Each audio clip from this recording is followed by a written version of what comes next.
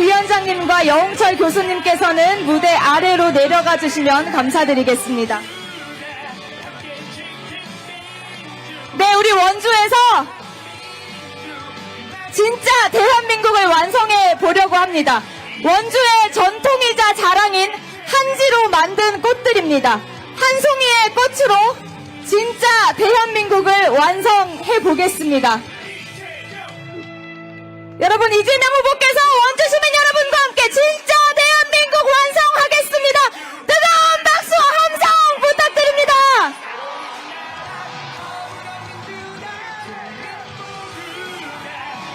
네, 이곳 원주에서 함께 만든 진짜 대한민국. 여러분, 엄지를 들고 다시 한번 외쳐보겠습니다. 이재명! 이재명! 이재명! 이재명!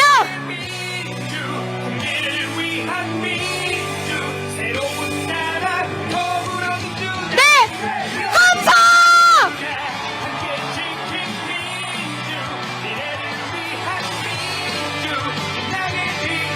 네, 감사합니다. 이제 강원 지역 지역위원장님들 무대 아래로 모시겠습니다.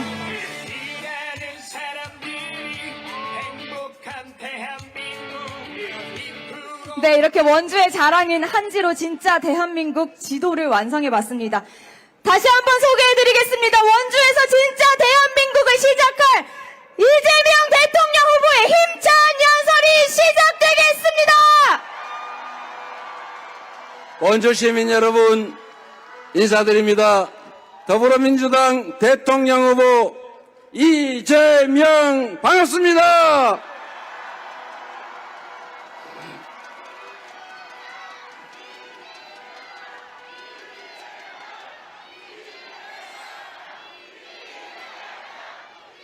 원주 시민 여러분, 그리고 요 가까이 계셨다가 함께 하시는 홍천 횡성 군민 여러분, 같이 오신 거 맞죠?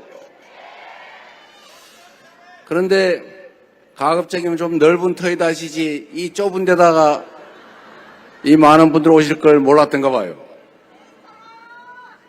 여러분, 이렇게 많은 분들이 함께 해주셔서 힘이 납니다. 반드시 이기겠습니다.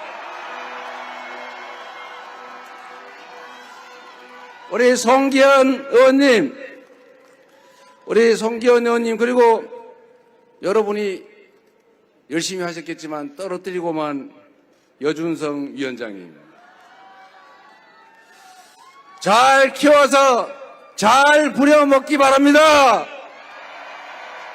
여러분을 위해서 준비된 충직한 일꾼들, 잘하면 더 부려먹고 잘못하면 혼내고, 영 개전의 정이 안 보인다 그러면 누구처럼 파면시켜야 되죠. 대통령이 나라의 왕이 아니죠. 지배자도 아니죠. 통치자도 아니죠. 맞습니다. 대통령은, 국회의원은 국민으로부터 권한을 위임받은 잠시 고용된 일꾼일 뿐이죠. 자기 위치를 모르고 국민의 뜻에 어긋나게 국민을 위해서 더 나은 세상을 만들려고 준 권력을 함부로 남용하고 사적인 이익을 위해서 그 권력을 쓰고, 심지어 국민이 맡긴 총칼로 국민의 권력을 빼앗고 국민의 인권을 침해하고 국가 헌정질서를 파괴하는 계엄 선포 같은 이런 내란 행위를 하면 그에 상응하는 책임, 즉 국민으로부터 해고되는 책임을 묻는 것은 당연한 일 아닙니까? 그리고 그에 따라서 헌정질서를 파괴한 행위에 대해서 엄정하게 책임을 물어야죠. 형사 책임도 물어야 하고, 아직도 정부 각 기관에 남아있는 그 동조자들, 공범들을 반드시 다 색출해서 반드시 책임을 묻고 다시는 내란 같은 비상계엄 같은 이런 헌정질서 파괴 행위는 꿈도 꿀 수 없게 이번에 확실하게 뿌리를 뽑아버립시다, 여러분. 그게 바로 이번 대선의 의미입니다. 내란을 극복하는 것, 윤석열 내란 수계의 아바타 김문수 대통령 후보의 당선, 이것은 곧 내란 수계 윤석열의 상황, 그의 귀환을 의미하는 것입니다. 다시 이 내란 사태가 계속되게 방치하고 우리의 권력을 포기하고 국민이 주인인 나라가 아니라 윤석열이 주인인 나라를 우리가 용인해서야 되겠습니까? 막을 자신 있죠? 국민의 나라 만들어야 되겠죠? 희망이 있는 세상, 우리 자식들도 우리보다 더 나은 삶을 사는, 우리의 노후도 오늘보다는 나을 걸로 믿어지는 그런 합리적인 세상, 국민이 주인인 나라, 국민이 맡긴 권력과 예산이 오로지 국민만을 위해 쓰여지는 진짜 민주공화국, 진짜 대한민국 만들어야죠. 여러분, 그들은 총을, 권력을, 돈을, 영향력을 가졌지만 우리는 주권을 가지고 있습니다. 총보다 투표가 강하다. 총알보다 투표지가 강하다. 이 나라 주인은 국민이다. 이번 대선에서는 이 나라 주인이 국민임을 여러분의 손으로 직접 증명해 주시겠지요? 준비됐죠? 그렇습니다, 여러분. 대한민국은 위대한 나라입니다. 대한국민은 위대한 국민들입니다.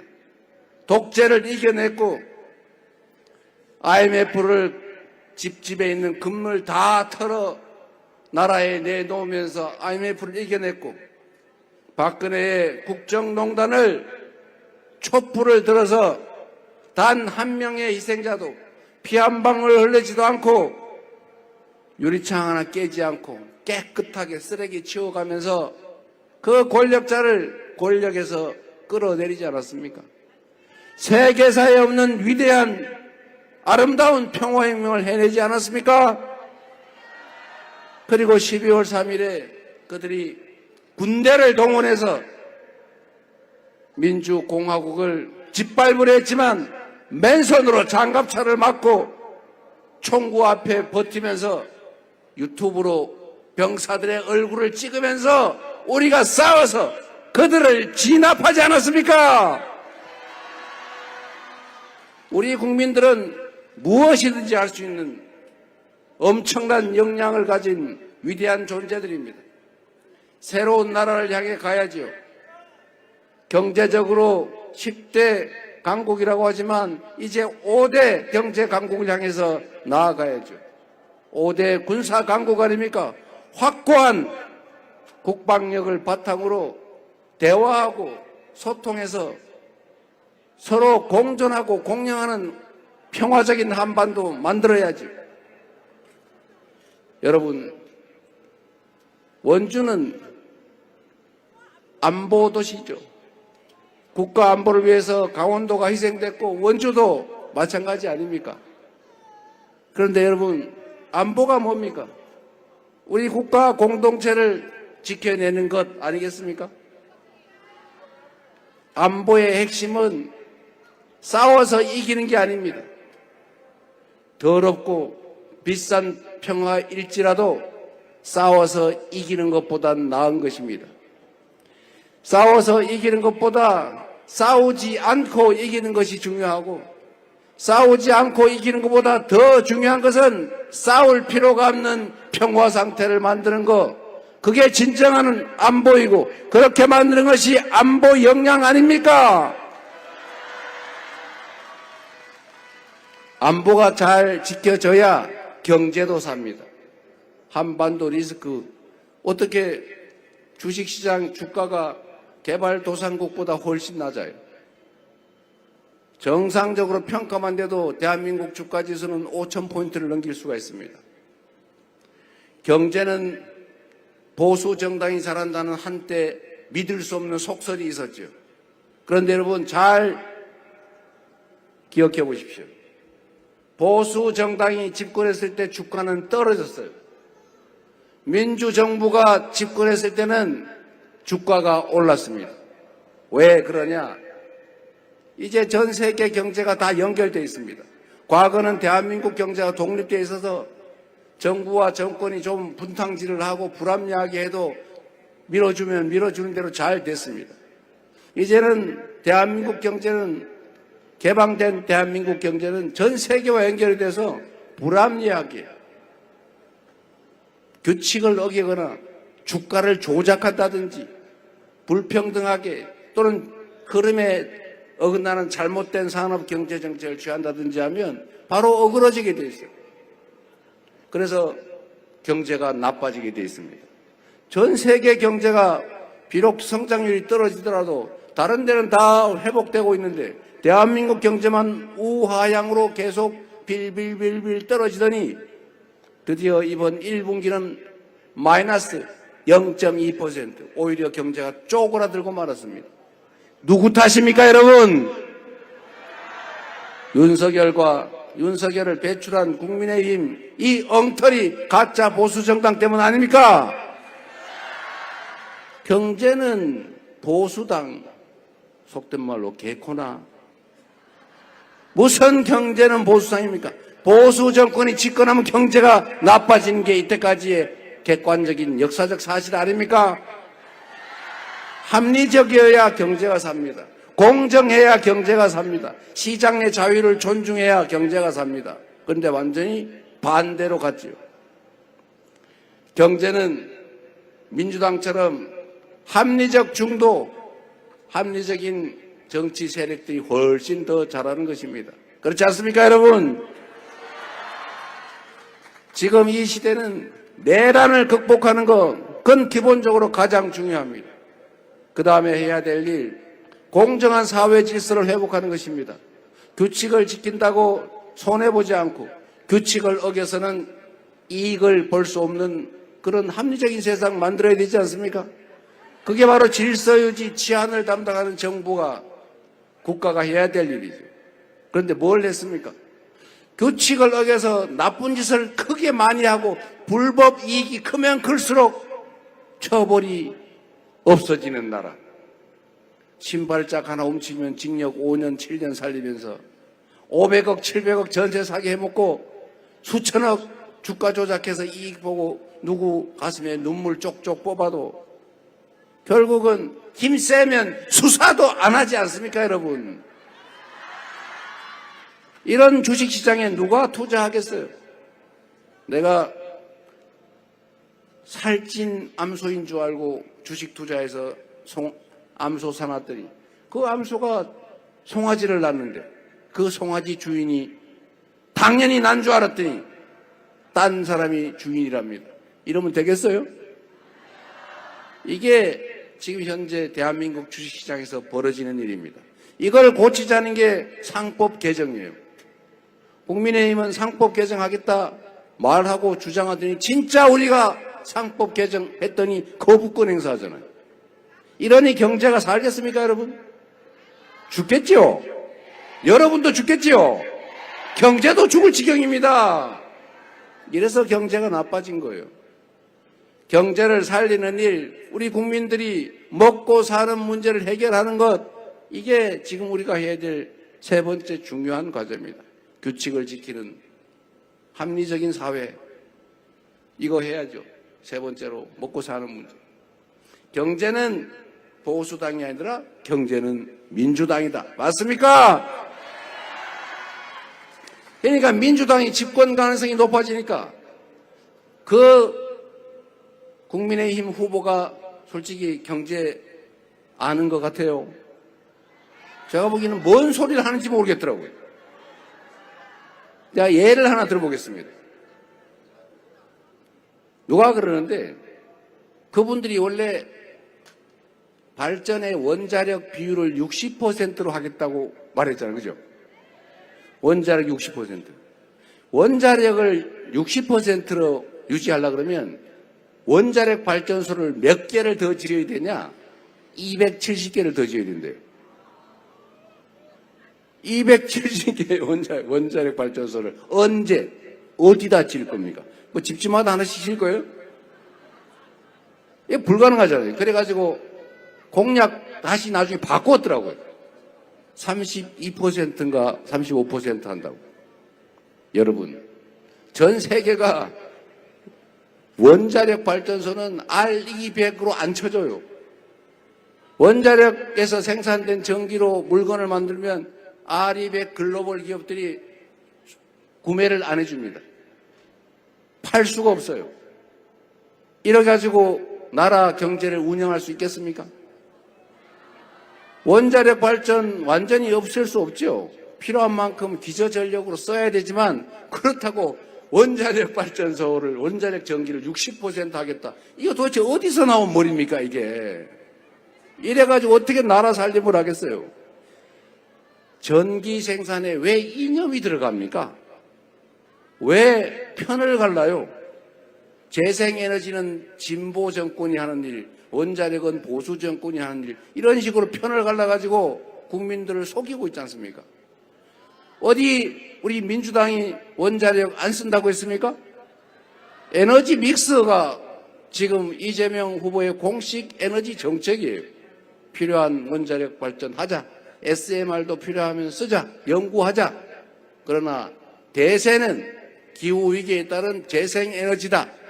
재생에너지를 생산해야 원주 저 외곽의 빈 땅, 개천, 도로 이런 데서 태양광 발전해서 자기가 쓰고 남은 건 다 팔고 재생에너지로 생산을 해야 국내에서 생산한 물건을 세계에 수출할 것 아닙니까?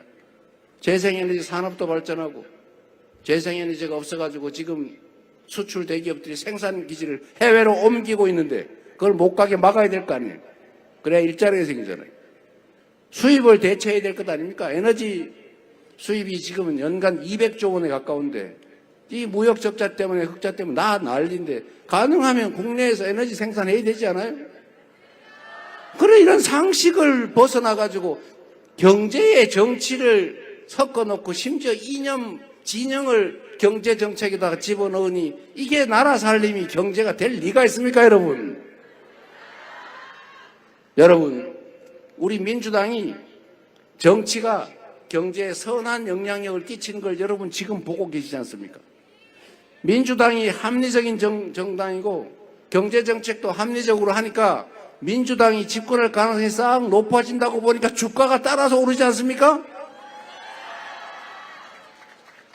여러분 주식시장이 지금 오른쪽으로 상향으로 방향을 틀었죠. 계속 떨어지다가 제가 주식 펀드 가입을 했어요. 제가 당선이 돼서 5년 후에 퇴임할 때 되면 주가가 많이 올라 있을 것 같아가지고 제가 지금 사놨습니다. 샀더니 하루 만에 2%가 올랐더라고.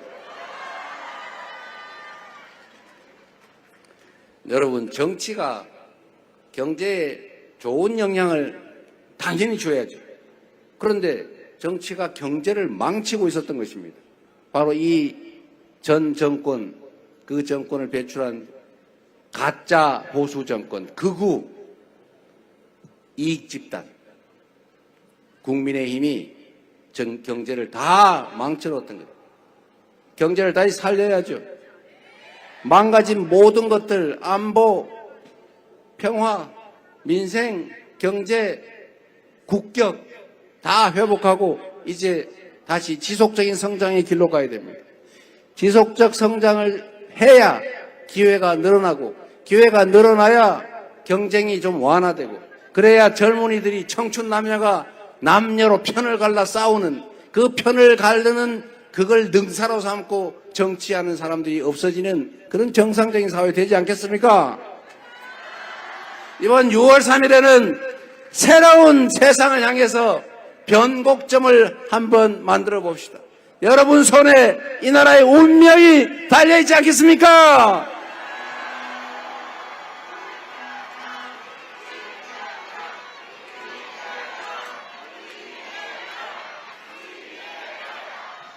여러분 제가 오다 보니까 이재명 후보가 너무 연설을 길게 한다. 여기 지금 누가 한 명 쓰러졌는데 또 길게 하다가 추가로 쓰러지면 문제가 생기니까 짧게 해라 이런 명령을 받았어요. 제가 원래 남의 말 잘 듣는 편입니다. 우리 송기현 의원님이 시킨 거 아니죠? 여러분, 그런다고 제가 할 말을 안 하고 끝낼 사람이 아닙니다. 여러분, 제가 희망이 생길 만한 말씀을 하나 드려야 되겠어요. 여러분, 저는 두 가지가 중요하다고 생각합니다. 좀 인생 길지 않잖아요. 이웃, 우리 공동체 함께 사는 대한민국 국민들 얼마나 소중한 존재들입니까? 서로 모든 게 연결되어 있지 않습니까? 서로 의지적이고 협조적이어야 하지 않습니까? 그런데 지금 어떻습니까? 빨갱이니 파랭이니 노인, 청년, 남자, 여자, 장애인, 비장애인, 동쪽 사람, 서쪽 사람 이거 태백산맥 중심으로 영동, 영서 가르고 그 차이가 뭐 그리 크다고 원수를 삼아 죽이려고 하고 혐오하고 대결하고 그럽니까? 이거 누가 만든 겁니까? 정치가 만든 거예요. 악성 정치가 만들어낸 것입니다. 정치라고 하는 것은 그야말로 우리 파란 옷 입은 민주당, 빨간 옷 좋아하는 보수당 서로 잘하기 경쟁을 해서 누가 더 유능하고 누가 더 충직하고 누가 더 많이 성과를 냈느냐를 서로 겨뤄서 그래서 잘하면 더 많은 국회 의석 가지고 더 잘하면 행정 집행권 대통령 가지는 거고 못하면 더 잘하려고 노력해서 다음에 이기면 되는 것 아닙니까? 그런데 지금 자세히 보세요. 내가 이 세상을 위해서 나라를 위해서 뭘 하겠다, 뭘 잘했다, 앞으로 뭘 잘하겠다 이런 얘기를 그들은 하지 않아요. 있지도 않은 사실을 지어내가지고 이 큰 얘기하면 요만한 거 찾아내고 왜곡한 다음에 그거 가지고 문제에서 하루 종일 싸우자 그래요. 정말 지겨우시겠어요. 나는 그런 거 가지고 싸우고 싶지 않아요. 이 나라의 미래를 얘기하기도 바빠요. 나는 시장을 하면서 도지사를 하면서 민주당 당대표를 하면서 이런 걸 만들어냈다고 자랑하고 앞으로 이 나라를 이렇게 만들겠다고 희망을 각오를 얘기하고 싶어요. 그런데 그들이 이 나라를 어떻게 하겠다는 얘기 들어봤습니까? 그저 그냥 옛날 얘기예요. 긍정을 얘기하는 게 아니라 부정을 얘기해요. 그저 안 된다는 소리만 해요. 안 되긴 뭐가 안 됩니까? 안 되는 걸 되게 하는 것이 정치예요. 없는 길을 만들어내는 것이 정치라 이 말입니다. 그래서 정치를 종합예술이라고 하는 겁니다. 이 약간 그런 사람들아. 그래서 여러분, 그들은 비록 저질 낮게 가더라도 우리는 품격 있게 높이 가자. 맞습니까? 저는 정치는 먹고 사는 문제를 해결하는 게 제일 중요하다고 생각해요. 물론 평화롭고 안전한 환경을 만드는 거 그건 기본이죠. 그걸 못하면 그건 실격입니다. 먹고 사는 문제, 민생과 경제를 잘 챙기는 것, 지금보다 더 나은 세상을 만드는 것, 기회가 풍족한 세상 만드는 거 정말 중요하지 않습니까? 국가 전체를 보면 이제 대한민국 경제 시스템을 근본적으로 재편할 때가 됐어요. 지금 우리는 선진국 따라하기로 잘 살아왔어요. 성공했어요. 이제 한계에 다다랐습니다. 이제 우리가 선도할 수 있는 새로운 영역을 발굴해서 우리가 앞서가야 해요. 그 중에 하나가 인공지능을 포함한 첨단 기술 산업들입니다. 지금 정부는 첨단 기술 산업에 대한 지원, 투자를 포기했어요. 저는 좀 문제 있는 것 같아요. 이 공부를 해야, 연구 개발을 해야, 그래야 기술 개발을 하고 기술 선도 국가로 갈 것 아닙니까? 그런데 세상에 R&D 예산을 끊어가지고 연구하는 우리나라 연구자들, 과학자들 해외로 다 내몰고 있어요. 전업하게 만들고 있어요. 이러면 나라의 미래 경쟁력이 생깁니까? 가난할수록 가진 게 없을수록 공부를 해야 돼요. 그래서 여러분 논 팔고 밥 팔고 돈 빌려서라도 자식들 공부시키고 대학 보내고 그랬던 거 아닙니까? 그래서 우리가 이나마 사는 거 아니에요? 그래서 첨단 과학기술 투자를 늘리고 연구 개발도 늘리고 인재도 양성하고 해당 산업에 대한 지원을 대대적으로 해서 첨단 과학기술 산업을 육성한다. 두 번째, 기후위기 피할 수 없습니다. 전 세계가 탄소 제로, 화석 연료를 쓰지 않는다로 바뀌고 있어요. 우리나라도 태양광, 풍력발전, 조력발전, 지열발전 있으면 온갖 자연력을 이용해서 에너지 시스템을 바꿔야 됩니다. 그게 새로운 하나의 사업이 되기도 해요. 하나의 산업이 되죠. 일자리도 생기고 기업도 생기고 그리고 동네방네 온 동네에서 에너지 생산을 할 수가 있죠. 농사 짓는 것보다 몇 배 더 많이 남으니까. 세 번째로 문화산업을 육성해야 됩니다. 대한민국이 가진 강력한 강점이 있죠. 얼마나 창의적입니까? 얼마나 감성적이에요. 전 세계 사람들이 한국말로 만든 노래를 흥얼거리고 한국말로 된 드라마, 영화 보면서 눈물을 훌쩍거리고 웃고 한국 음식을 맛보고 한국을 가보고 싶어하고 한국 화장품 뷰티 산업에 열광하고 한국 말을 배우고 그리고 문화의 최고봉은 민주주의죠. 전 세계 가장 강력한 민주주의. 전 세계에 보여준 아테네 아고라를 넘어서는 위대한 대한민국 문화, K민주주의. 이거 수출해야 되지 않습니까, 여러분? 문화산업을 대대적으로 키워서 새로운 일자리도 만들고 전 세계에 한국이 얼마나 뛰어난 나라인지 위대한 민족인지를 우리가 보여줄 수 있지 않습니까? 그리고 균형 발전을 지금부터 해야 됩니다. 불균형 성장 정책으로 수도권에 몰빵하고 몇 개 대기업에 몰빵하고 특수한 몇몇 그룹 사람들에게 몰빵하던 시대는 갔어요. 그런 시대 그 방식으로 성공했어요. 그러나 이제는 한계에 다다랐습니다. 이런 특권적인 불균형 성장 정책으로는 더 이상 성장할 수 없습니다. 이제는 공평한 나라로 가야죠. 지역도 균형 발전하고 중소기업과 대기업도 공정하게 경쟁하고 벤처, 스타트업도 기회를 공정하게 가지는 걱정 없는 그런 제대로 된 경제 생태계도 만들어야 돼요. 그리고 특히 특권을 없애야 됩니다. 우리 사회에 특권 계층이 실제로 존재하지 않습니까? 왜 이재명을 두려워합니까? 이재명이 죄 짓지 않은 사람 억울하게 어떻게 하는 거 봤습니까? 제가 불공정하게 하는 거 봤습니까? 제가 공천하는데 불이익 줬습니까? 당원들에게 권한을 넘겨서 다 공천 당원들이 결정했지 않았습니까? 그래서 가장 강력하고 가장 민주적이고 언제나 이기는 유능한 민주당 만들어서 총선 압승하고 아주 유능한 수권정당 되지 않았습니까? 성남시 똑같은 조건에서 완전히 다른 성남시 만들었고 경기도 똑같은 조건에서 똑같은 공무원들 지휘하면서 완전히 다른 경기도 보여줬지 않습니까? 제가 누군가 특혜를 주고 누군가 불공정하게 억울하게 만들고 제가 무서운 일을 한 거 있습니까? 왜 무서워하겠습니까?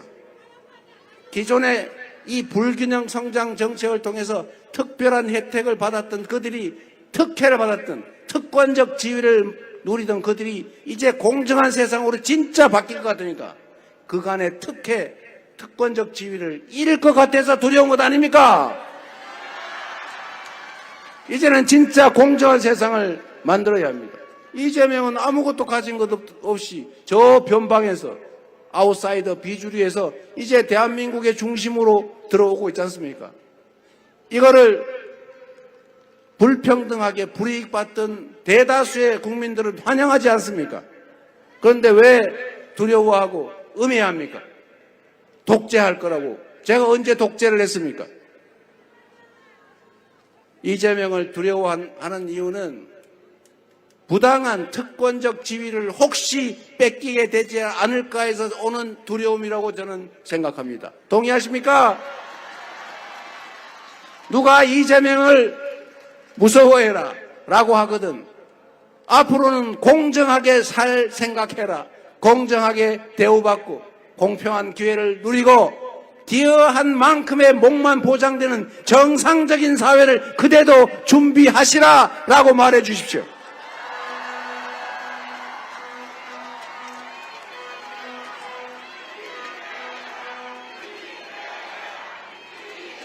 그래서 여러분, 이제 대한민국은 지역적으로도 균형 성장 발전하는 나라로 가야 합니다.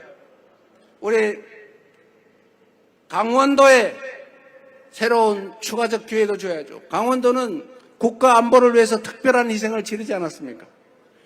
전체를 위해서 특별한 희생을 치르면 그 특별한 희생에 상응하는 보상을 해야 공정한 세상 아닙니까?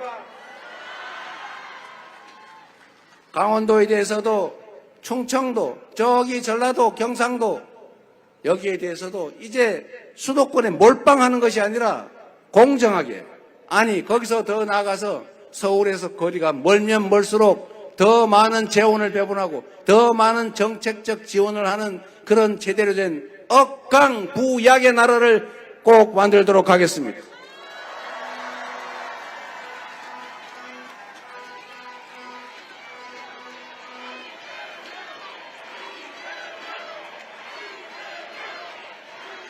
그래서 여러분, 강원도의 중심도시 원주는 강원도 경제의 중심도시이고 중부권의 핵심 도시로 번듯하게 자리 잡게 될 것이다. 약속드립니다, 여러분. 아직까지 쓰러지신 분이 없기를 바라고 제가 말을 빨리 끝내야 빨리 집에 갈 테니까 여러분께 마지막 부탁 하나 드리겠습니다. 1번 이재명에게 3표가 부족하다. 투표를 권유해 주시고 빠지지 않고 투표하고 내 손에 나의 미래와 내 자녀들의 인생과 이 나라 운명이 달렸다는 생각으로 투표 포기하지 마시고 여러분 손으로 새로운 대한민국 역사를 열어주시기 바랍니다. 감사합니다. 네, 여러분